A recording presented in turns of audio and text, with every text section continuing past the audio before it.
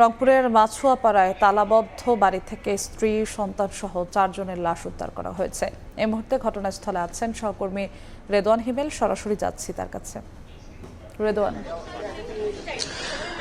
রংপুর নগরীর যে মাছুয়াপাড়া রয়েছে সেখানে কিন্তু একটি চাঞ্চল্যকর হত্যাকাণ্ডের ঘটনা ঘটেছে। আমরা এই মুহূর্তে আসলে সেখানে অবস্থান করছি। আপনাদেরকে জানিয়ে রাখি, ঠিক আসলে রাত 11টায় মূলত তথ্যের ভিত্তিতে পুলিশ আসলে এই বাড়িটিতে আসে। এরপর যে তালাবদ্ধ বাড়িটি রয়েছে সেই পরিবারের 4 জনের যে মরদেহ সেটি কিন্তু উদ্ধার করে।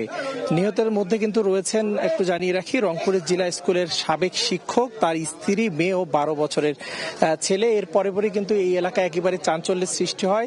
পুলিশ ও আমাদেরকে সিআইডি প্রাথমিকভাবে আসলে তারা আসলে এখানে ঘুরে দেখে আমাদেরকে যেটি ধারণা করছেন এবং আমাদেরকে কিছুক্ষণ আগে বলছেন যে ডাকাতির পর তাদের কিন্তু হত্যা করা হয়েছে, প্রাথমিকভাবে এমনটাই কিন্তু ধারণা করছেন। এবং আমরা এখানে এসে ভুক্তভোগী এলাকাবাসী এবং তাদের স্বজন যারা রয়েছেন তাদের সঙ্গে কথা বলেছি। তারা যেমনটি বলছেন 3 দিন ধরেই বাইরে থেকে কিন্তু এই বাড়িটি তালাবদ্ধ রয়েছিল। এছাড়াও স্বজনদের কাছেও কিন্তু পরিবারের পক্ষ থেকে আসলে কোনো খোঁজ খবর মিলছে না। অবশেষে তারা কিন্তু পুলিশকে খবর দেয়। তারপর পুলিশ এসে ফায়ার সার্ভিসের মাধ্যমে কিন্তু তালা ভেঙে পরিবারের যেই 4 সদস্যের মরদেহ সেটি কিন্তু আসলে উদ্ধার করতে পারে। এছাড়াও স্বজনরা আমাদেরকে যেমনটি জানিয়েছেন, শনিবার রাতে কিন্তু রংপুর নগরীর যে মাছুয়াপাড়া এলাকা রয়েছে সেই নিজ বাড়ি থেকে দোতলার পরিবার নিয়ে কিন্তু এই গণপতি চক্রবর্তী এখানে বসবাস করছিলেন। নিচতলায় কিন্তু আসলে নির্মাণাধীনের যে কাজ সেটি কিন্তু চলছিল। এছাড়াও গত 3 দিন ধরে বাড়িটি কিন্তু তালাবদ্ধ অবস্থায় রয়েছে। প্রতিবেশীরা কিন্তু আমাদেরকে এমনটি জানিয়েছিল এবং তারা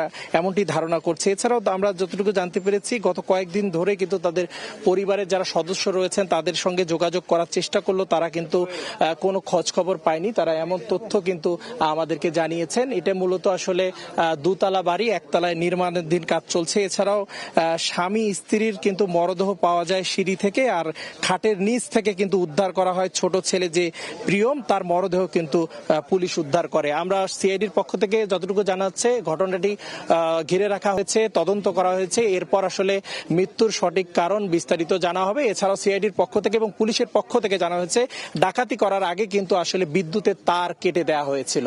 তো এই ছিল রংপুর থেকে আমার কাছে থাকা চাঞ্চল্যকর যে হত্যাকাণ্ড, সেখান থেকে সর্বশেষ তথ্য। সরাসরি যুক্ত ছিলাম রংপুরে।